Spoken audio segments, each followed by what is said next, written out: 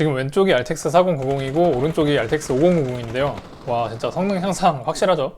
아니, 깡 성능이 이렇게 좋아졌을 거라고는 예상을 못했는데 좀 의외인 것 같아요.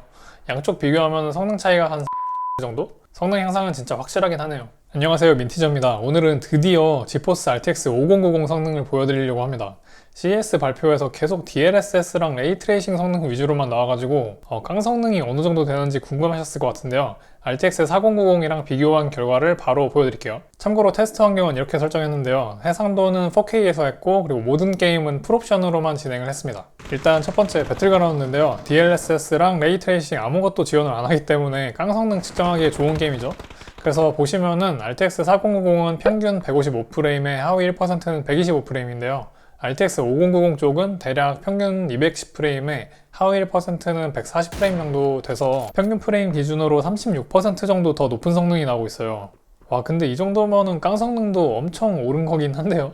진짜 대박이긴 하다. DLSS 빼고도 쉐이더 성능 향상도 엄청 된 게 맞는 것 같아요. 근데 보시면은 전력 소모량 이거는 뭐지? 지금까지 본 적이 없는 수준 같은데요, 이거? 살다 보니까 그래픽카드 혼자 600W 먹는 거를 다 보네? 근데 아주 신기하게 전력을 그렇게 많이 먹는데도 온도는 한 4, 5도 정도 더 낮죠? 와, 그러면은 이거 이번에 공정 최적화를 했다더니 역시 미세 공정의 힘인가 싶은 생각이 들 수도 있는데요. 물론 그것도 맞는 말이긴 하지만 제가 테스트한 제품이 이런 식으로 생겼어요. 이게 MSI의 RTX 5090 슈프림 리퀴드 SoC D7인데요. 네, 이거 3열 순행이 붙은 그래픽카드예요. 야, 진짜 신기하죠? 전에도 순행 쿨러 달린 게 몇 개 있긴 했지만 제대로 된 이런 3열 순행이 붙은 거는 거의 없었던 것 같은데? 그러니까 이 정도 붙어주니까 600W씩 먹어도 발열 관리가 상당히 잘 되는 거거든요? 아무튼 이거는 조금 이따가 다시 보여드리고요. 다른 게임 테스트 결과 좀 더 보여드릴게요. 그리고 두 번째는 사이버펑크 2077인데 이것도 DLSS랑 레이트레이싱 다 뺀 거 먼저 보여드릴게요. 지금은 뭐 벤치마크 중간이니까 평균이랑 하위 1% 프레임이 계속 바뀌지만요. 제가 최종 화면으로 따져봤을 때는 4090이 평균 80프레임 정도, 그리고 5090이 평균 116프레임 정도 나왔거든요. 그래서 이것도 비율로 따져보면은 RTX 5090이 이번에는 무려 45% 정도 성능이 더 높은 거예요. 그리고 다시 말씀드리지만 이거 DLSS랑 레이트레이싱 안 켜고 순수하게 깡 성능으로만 비교를 한 거거든요. 보시면은 게임 옵션을 이렇게 하고 돌렸는데 프리셋을 먼저 울트라로 설정을 하면은 자동으로 해상도 스케일링에 FSR이 들어가거든요. 근데 이거를 껐어요. 그러니까 FSR이든 DLSS든 껐다는 거고요. 아래 프레임 제너레이션 부분도 껐습니다. 이렇게 하면은 깡 성능으로만 돌리는 상황이라고 보시면 되고요. 그렇게 했더니 방금처럼 성능 차이가 45% 났던 거거든요. 와, 역시 5090은 인정은 해야 될 것 같긴 하네요. 그리고 다음은 토탈워 39 벤치마크인데요. 이거는 사실 많이 안 하는 게임이라도 벤치 돌리기에 진짜 최적화된 게임이라 가지고요. 깡 성능 보려고 돌리는 거니까 한 번씩 봐주시면은 이것도 진짜 또 똑같이 아까 사이버펑크처럼 성능이 45%에 딱 맞춰서 올라갔어요. 근데 어떻게 다들 45%씩 성능 향상이 됐지? 너무 신기한데요? 이게 GPU를 끝까지 쓰는 그런 게임들에서는 45%씩 올랐나봐요. 그런데 그렇게 말하자마자 아닌 게임도 나왔죠. 검은 신화 50 벤치마크도 돌려봤는데 이거는 45%까지는 아니고요. 계산해보니까 한 29%? 30% 정도, 그 정도 성능 차이가 있었습니다. 그런데 사실 이것도 뭐 적은 수치는 아니라고 생각을 해요. 그래서 제가 총 6가지 게임 테스트를 해봤는데 성능 차이는 이렇게 나왔습니다. 저는 사실 RTX 4090도 다른 카드들에 비하면 어너더 레벨이었기 때문에 여기서 얼마나 더 좋아질 수 있을까 싶었는데 진짜 많이 좋아진 것 같아요. 이 결과에서 4090 성능을 100%로 잡았을 때요, 비율로 계산하면 이런 그래프로 바뀌는데 제일 적게 오른 게 25% 정도고 제일 많이 오른 거는 45% 정도 올랐어요. 물론 예전에는 한 세대 만에 더 많이 성능 향상이 된 경우도 있었지만 지금 같은 경우에는 이렇게 한 번에 45% 성능 향상이 되는 거는 상당히 많이 올라간 것 같은데요. 물론 뭐 가격도 따라서 올라간 게 아쉽긴 해요. 그러면은 이미 이렇게 깡 성능부터 엄청나게 올라갔으니까 DLSS 플러스 RT 성능은 좀 안 봐도 훨씬 더 좋을 것 같죠? 그래서 이거는 제대로 지원하는 게임 3가지에서만 테스트를 해봤는데요. 결과는 이렇게 나왔습니다. 그런데 생각보다 막 엄청 올라간 것 같은 느낌은 아니죠. 이게 뭔가 깡 성능 올라간 수준이랑 비슷한 느낌? 이렇게 테스트된 이유가 게임에서 아직 DLSS4 적용하는 부분이 없길래 이제 기본 상태로 테스트를 했기 때문인데요. 보니까 게임마다 리뷰어들용으로 추가 모드 해제를 한 게 있더라고요. 그래서 사이버펑크로 다시 테스트를 해봤는데요. 해제를 하고 보니까 이렇게 추가 옵션이 생기더라고요. 근데 지금 왜 영어로 이렇게 돼 있냐면요, 한글로 했더니 이 추가된 옵션 부분이 번역이 안 돼가지고 영어로 보는 게 더 나을 것 같아가지고 이렇게 했고요. 보시면은 가장 중요한 게 아래쪽에 있는 프레임 제너레이션 부분인데, 이게 멀티 프레임 제너레이션 부분이 생겨가지고 이렇게 4배로 설정을 할 수가 있게 됐어요. 그래서 이게 4배만 있는 건 아니고요, 4배, 3배, 2배 다 있는데 2배로 설정을 하면은 이제 기존 DLSS3랑 좀 비슷하다고 보시면 될 것 같아요. 그래서 4배로 설정을 하고 바로 테스트를 돌려봤는데, 와, 대박이죠? 평균 프레임이 진짜 엄청나게 올라갔어요. 근데 요 하위 1%는 뭐지?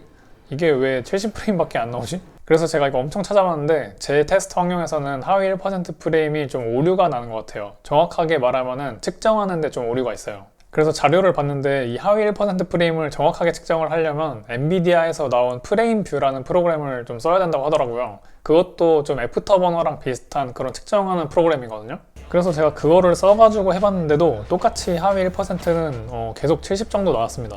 이게 왜 이런 건지는 모르겠는데, 근데 사이버펑크 벤치마크 마지막에 이제 요약이 나오거든요. 그래서 요약을 보면은 여기서는 최소 프레임이 280 정도로 나오더라고요. 이게 최소 프레임이랑 하위 1% 프레임이 완전히 동일하진 않는데, 게임 돌아갈 때는 하위 1% 프레임도 한 이 수준 언저리로 나왔을 것 같은데, 측정 프로그램에서 좀 제대로 측정이 안 되는 게 맞는 것 같아요. 그래서 사이버펑크 기준으로 멀티 프레임 제너레이션 결과를 확인을 해봤더니 이렇게 나왔습니다. 와, 근데 진짜 확실히 차이가 많이 나긴 하죠.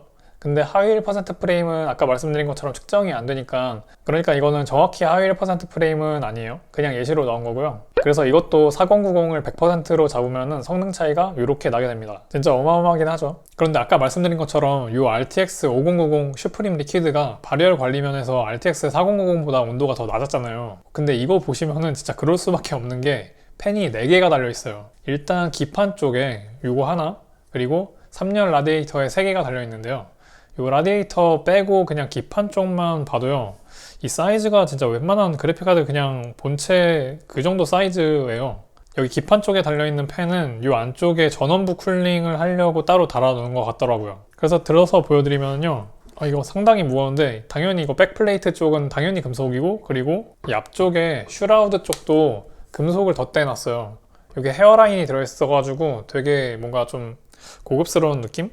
당연히 고급스러울 수밖에 없는 게, 이 슈프림 리퀴드가 이 MSI 그래픽카드 중에서 스페셜 티어라 가지고 그냥 최상위 등급이에요. 하이엔드가 아니라 플래그십. 그래서 2개 합치면은 이런 식으로 사이즈가 진짜 엄청납니다. 이거 미쳤다 이거. 사실 이번에 요 슈프림 리퀴드가 국내 시장에는 처음으로 출시를 하는 거라고 해요. 그래서 이렇게 처음으로 출시하는 제품을 갖다가 제가 소개할 수 있어가지고 좀 너무 감격스럽다고 해야 되나?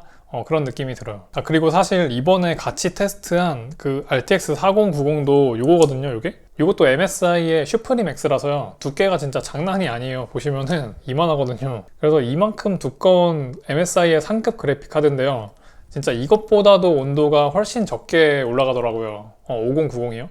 심지어 제가 테스트할 때는요, 보통 이제 테스트 벤치에서 하기 때문에 실제 PC처럼 그렇게 막혀 있는 상태가 아니고요, 그냥 오픈되어 있는 상태거든요. 그래서 어떻게 보면은 공랭 쿨러가 좀 더 유리한 환경이었어요. 그랬는데도 온도가 이쪽이 더 좋았다는 거죠. 그래서 이번에는 제가 한번 실제로 인케이스 상태에서는 온도 차이가 얼마나 나는지 테스트를 좀 해보려고요. 그래서 이거는 좀 뒤에다가 잠깐 냅두고, 여기 공간이 좀 협소해가지고 제가 일어나서 할 건데요, 일단 케이스는 이런 거를 가져왔어요.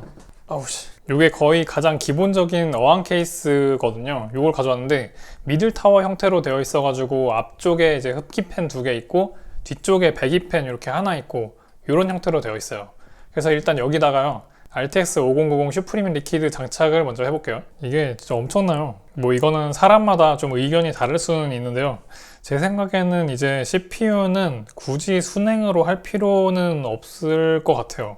왜냐면은 최근에 나오는 CPU들이 생각보다 발열이 많이 없어요. 제가 이번에 테스트하면서 장착해놨었던 요 라이젠 7 9800X3D도 이런 대장 공랭 같은 거 하나만 달아놔도 발열 해소에 별로 문제가 없어요. 그러니까 요 상단에 있는 라디에이터 자리는 그래픽 카드를 위해서 냅두는 게 맞지 않을까, 그냥 개인적인 생각이고요. 그래서 요거 강화 유리까지 좀 닫아놓고 테스트를 해볼게요. 그래서 이렇게 장착이 완료됐고요. 많이 아시는 퍼마크를 10분 정도 돌려봤어요. 참고로 그 벤치마크는 GPU에다가 부하를 엄청나게 주는 프로그램이라 가지고요, 게임보다도 온도가 엄청나게 많이 올라가요. 그랬을 때 보시면은 공랭 쿨러인 RTX 4090 슈프림X는 77도 정도까지도 올라갔어요. 참고로 지금이 겨울이라 가지고 방안 온도가 대략 한 20도 정도? 그 정도밖에 안 돼서 그렇지 여름이었으면 이거보다 더 올라갔을 가능성이 높아요. 그런데 RTX 5090 슈프림 리퀴드는 대박이죠. 이게 아이들 온도 시작 전부터가 아예 애초에 다른데요. 최고 온도가 65도 정도밖에 안 돼요. 그래서 무려 12도나 차이가 나는데요. 이 테스트에서 제가 하나 아쉬웠던 게 있다면요. 공랭인 RTX 5090이랑 비교를 했으면 더 좋았을 텐데 그게 없어가지고 RTX 4090이랑 비교를 했다는 거? 공랭 RTX 5090이었으면 몇 도까지 올라갔을까? 이거 진짜 엄청 궁금한데 다른 분들 영상도 좀 봐야 될 것 같아요. 이거는 뭐 추측이지만 그래도 4090보다는 좀 온도가 더 올라가지 않았을까요? 어쨌든 이렇게 10도 넘게 온도가 차이가 나니까 수냉 쿨러의 위험이 진짜 대단한 것 같기는 해요. 특히 이렇게 상단에다가 라디에이터를 장착을 하면은 GPU에서 나온 열이 본체 내부에서 이렇게 쌓이지를 않고 밖으로 이쪽으로 바로바로 빠져나갈 거잖아요. 그렇게 되니까 그래픽카드 말고요 다른 부품들에도 열이 좀 덜 쌓이는 효과가 있어요. 사실 RTX 5090 사실 분들은 정해져 있긴 한데 그런 분들은 이제 이런 순행 그래픽카드에 훨씬 더 눈이 많이 가실 것 같아요. 그리고 순행이 훨씬 더 조용하기도 해요. 그래서 한번 들어보시면요, 이것도 RTX 4090이랑 비교를 하긴 했는데 차이가 진짜 상당히 많이 나죠. 게임할 때 팬 소리가 진짜 또 너무 많이 시끄러우면은 신경 쓰이니까 이런 차이도 큰 것 같아요. 그런데 생각해보니까 전작이랑 스펙 차이는 알려드리는 게 맞는 것 같아가지고 비교를 한번 해드릴게요. 그런데 이거를 보면서 애초에 쿠다 코어 개수도 30% 넘게 늘긴 했었으니까 강 성능이 최소 그 정도는 올라가는 게 맞기는 한 것 같아요. 근데 아까 보면은 게임에 따라서 45%까지도 더 좋아진 게 있었으니까 그 이상의 뭔가가 있는 것 같기는 한데 지금 여기 적혀있는 수치 중에서 부스트 클럭이 2.4GHz 정도 되는데요. 이번에 제가 슈프림 리퀴드를 테스트 해보니까 여기 지금 다시 테스트 화면을 갖고 왔는데 지금 보시는 것처럼 사이버펑크에서 2.8GHz 넘게 찍고 막 그랬었거든요. 이게 온도만 안정되면은 부스트 클럭이 더 높게 터지는 거는 원래 그런 건데요. 이게 수냉 쿨러라서 그거보다 훨씬 더 높게 터진 건지 아니면은 뭐 다른 공랭 제품도 5090이면은 요 정도는 터지는 건지 그거를 좀 모르겠어가지고 좀 애매하긴 한데 어쨌든 제가 테스트했을 때는 요 표에 있는 2.4GHz보다는 훨씬 더 높게 부스트가 돼서 2.8까지도 찍었습니다. 그리고 다음 요것도 성능 향상에 많이 큰 부분이기는 하죠. 이게 그래픽 D램이 기존의 DDR6X에서 DDR7으로 업그레이드가 됐는데요. 거기에 플러스 메모리 용량이 24GB에서 32GB로 8GB가 늘어났어요. 그리고 거기에 맞춰가지고 또 메모리 버스도 512비트로 확 늘어났는데요. 여기 아래에 보시면 아시겠지만 AI 연산 성능이 거의 한 3배 정도가 됐어요. 제가 AI 관련 업계에서 일하고 있는 게 아니라 가지고 정확한 내용은 모르지만 들리는 소문으로는 지금 GPU 성능의 가장 큰 병목이 메모리라고 들어가지고요. 데이터 센터에 들어가는 H100이나 아니면 B100 같은 그런 GPU 말고도요, 이런 일반 소비자용 제품도 메모리 성능을 올리니까 AI 성능이 좀 확 올라가지 않았을까 하는 생각이 들어요. 그리고 아까도 보여드렸지만 전력 소비량은 575W라고 써있긴 한데 이 MSI 슈프림 리퀴드는 게이밍 바이오스로 설정을 하면 600W 정도까지도 사용하는 것으로 보였어요. 그런데 이거는 그래픽카드 제조사별로 그래픽카드 바이오스에 따라서 조금씩 다를 수는 있는 부분이니까 대략적인 수준이 이 정도라고 생각하시면 될 것 같아요. 그리고 가격은 뭐 다 알다시피 $2,000가 됐죠. 제가 알기로는 30일부터 판매를 한다고 하는 것 같은데 실제 우리나라 판매 가격이 어느 정도가 될지 좀 무서우면서도 궁금하기는 해요. 그래서 오늘의 결론은 안 사려고 했는데